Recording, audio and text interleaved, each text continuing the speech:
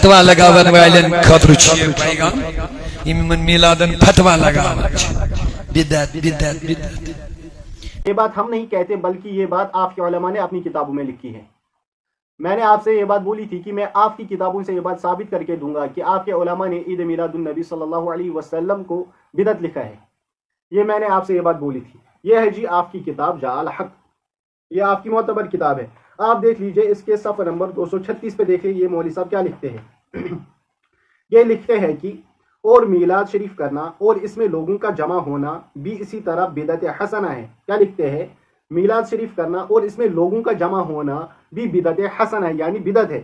اور دیکھیں آگے کیا لکھتے ہیں. امام سخاوی نے فرمایا کہ میلاد شریف تینوں زمانوں میں سے کسی نے نہ کیا، بعد میں ایجاد ہوا. یہ لکھتے ہیں کہ امام سخاوی علیہ رحمہ فرماتے ہیں کہ عید میلاد النبی جو صلی اللہ علیہ وسلم جو ہے وہ تینوں زمانوں میں سے کسی نے نہیں کیا بلکہ یہ بعد میں ایجاد ہوا. پھر دیکھیے کہ آپ کے مولوی صاحب کیا لکھتے ہیں، بعد میں کس نے ایجاد کیا. لکھتے ہیں جس بادشاہ نے پہلے اس کو ایجاد کیا وہ شاہ اربل ہے. جس بادشاہ نے سب سے پہلے عید میلاد النبی کا جو یہ طریقہ ہے، جو یہ جلوس ہے، جو جنگیاں ہیں، یہ سب سے پہلے جس بادشاہ نے یہ طریقہ ایجاد کیا وہ شاہ اربل ہے. یہ آپ کے مولوی صاحب یہ بات لکھتے ہیں. لیکن آپ دیکھیں کہ آپ کے مولوی صاحب بھی آپ کی طرح لوگوں کو کیسے دھوکہ دیتے ہیں. آپ کے مولوی صاحب صفحہ نمبر 232 پہ لکھتے ہیں، اسی کتاب میں صفحہ نمبر 232 پہ لکھتے ہیں آپ کے مولوی صاحب، لکھتے ہیں کہ ثابت ہوا میلاد سنت انبیاء بھی ہے. کیا لکھتے ہیں؟ میلاد سنت انبیاء بھی ہے. ایک جگہ تو یہ لکھتے ہیں کہ معلوم ہوا میلاد سنت انبیاء بھی ہے، پھر دوسری جگہ لکھتے ہیں کہ میلاد بدعت ہے. آپ لوگ ہمیں بتائیے کہ اگر یہ سنت انبیاء ہے تو بدعت کیسے؟ اگر یہ بدعت ہے تو سنت انبیاء کیسے؟ یہ فیصلہ آپ لوگ کریں. دیکھیں یہ تو دھوکہ ہے. میں واضح بتا دیتا ہوں کہ یہ تو دھوکہ ہے. اگر آپ کے اس مولوی صاحب نے یہ بات لکھی ہے کہ سنت انبیاء ہے میلاد منانا، تو پھر بدعت کیسے ہے؟ آپ لوگ فیصلہ کریں. فیصلہ تو آپ لوگوں کو کرنا ہے، آپ لوگ فیصلہ کریں. اگر یہ بدعت ہے تو سنت کیسے؟ اگر یہ سنت ہے تو بدعت کیسے؟ یہ فیصلہ آپ لوگ کریں. یہ مولوی صاحب بھی آپ کی طرح لوگوں کو دھوکہ دیتے ہیں. اور اس کے بعد آپ لوگ کچھ آیات قرآن کریم کی پڑھ کر لوگوں کو دھوکہ دیتے ہو کہ دیکھیے بھائی میلاد تو قرآن سے ثابت ہے. اس پہ میں لوگوں سے یہ بات کہنا چاہتا ہوں کہ جو بھی فتنہ آج تک نمودار ہوا، جو بھی فتنہ آج تک پھیلا، اس فتنے نے قرآن کا سہارا لیا ہے. اس فتنے نے قرآن کریم کی آیات کو غلط معنی کر کے لوگوں کے سامنے پیش کیا ہے اور پھر فتنہ نمودار ہوا ہے.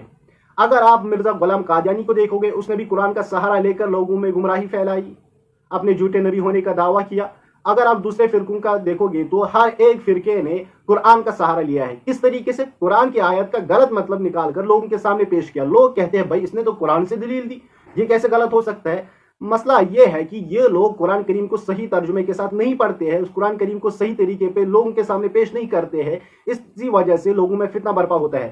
دیکھ لیجئے جو یہ لوگ میلاد النبی صلی اللہ علیہ وسلم پہ دلیل دیتے ہیں، آپ لوگ دیکھ لیجئے یہ کیسے لوگوں کے سامنے غلط بیان کرتے ہیں.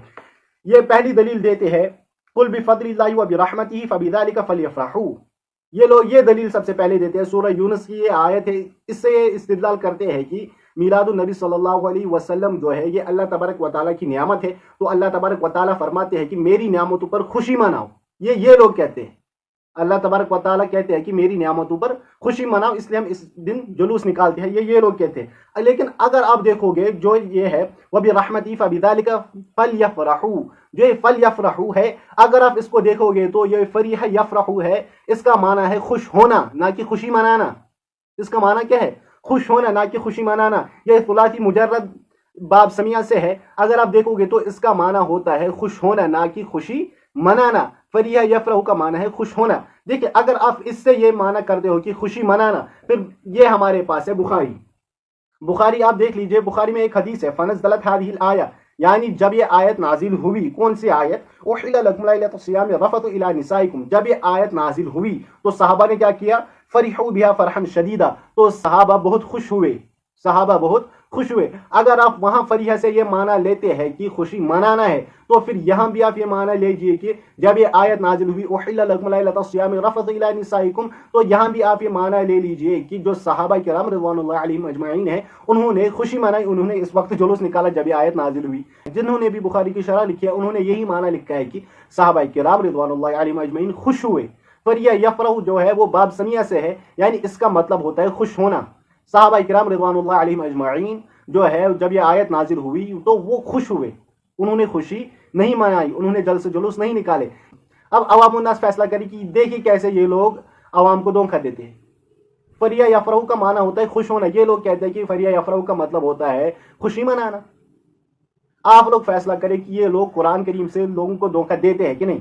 दूसरी आयत ये पेश करते हैं, वो अम्मा बिनिअमति रब्बिका फहद्दिथ, अल्लाह तबारक व तआला फरमाते हैं कि मेरी नियामतों का खूब चर्चा करो। ये लोग दूसरी आयत में ये धोखा देते हैं। मैं आपको बता दूं, जो हद्दसा युहद्दिसु इसमें है, इसका माना होता है बयान करना, जिक्र करना। क्या माना होता है? बयान करना। अल्लाह तबारक व तआला फरमाते हैं, व अम्मा बिनिअमति रब्बिका फहद्दिथ, यानी मेरी नियामतों को ज्यादा से ज्यादा बयान करो लोगों के सामने। मेरी नियामतों को ज्यादा से ज्यादा बयान करो लोगों के सामने। इसमें भी कहाँ है जो आपने कहा जल से जुलूस निकालना? जो हद्दसा युहद्दिसु है वो सुलासी मजीद फी बाब तफईल का सीगा है। इसका माना होता है बयान करना, जिक्र करना। हद्दसा युहद्दिसु का माना होता है जिक्र करना, यानी बयान करना। अल्लाह तबारक व तआला फरमाते हैं, व अम्मा बिनिअमति रब्बिका फहद्दिथ, यानी मेरी नियामतों को लोगों के सामने बयान करो। आप लोग हमें बताइए कि जो आप लोग इससे इस्तिदलाल करते हो वो कहाँ से दुरुस्त है? क्यों आप लोगों को धोखा देते हो? क्यों आप लोगों के अकायद खराब करते हो? लोगों को धोखा ना दे, क्योंकि कल को अल्लाह तबारक व तआला के सामने आपको इस बात का जवाब देना है। आप क्यों लोगों को बार बार धोखा देते हो? अगर ईद मिलादुन नबी सल्लल्लाहु अलैहि वसल्लम का जुलूस निकालना सही है तो साबित करके दे, साबित करके देना। सहाबा किराम रिदवानुल्लाह अलैहिम अजमाइन से साबित करके दे। पैगंबर अलैहिस्सलातु वस्सलाम की जिंदगी में ये साबित करके दे कि पैगंबर अलैहिस्सलातु वस्सलाम ने ईद मिलादुन नबी का जुलूस निकाला हो। एक मरतबा साबित करके दे। फिर आप कहते हो कि नहीं, पैगंबर अलैहिस्सलातु वस्सलाम तो इस दिन रोजा रखते थे, वो तो रिवायत से साबित है, वो तो अहादीस से साबित है।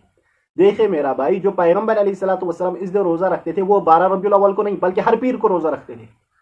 पैगंबर अलैहिस्सलातु वस्सलाम हर पीर को रोजा रखते थे। और आपके मौलाना अहमद रजा खान बरेलवी साहिब अलैहिमा अलैहि लिखते हैं कि पैगंबर अलैहिस्सलातु वस्सलाम की विलादत जो है वो 8 रबीउल अव्वल को है और 12 रबीउल अव्वल को पैगंबर अलैहिस्सलातु वस्सलाम की वफात है। ये आपके मौलाना अहमद रजा खान बरेलवी साहब लिखते हैं। अब आप लोग बताइए कि आप लोग 12 रबीउल अव्वल को जुलूस निकालते हो, आप लोग 12 रबीउल अव्वल को खुश होते हो, तो आप लोग मुझे बताइए कि क्या इस दिन खुशी फिर मनानी है? देखिए, अवाम ये फैसला करे।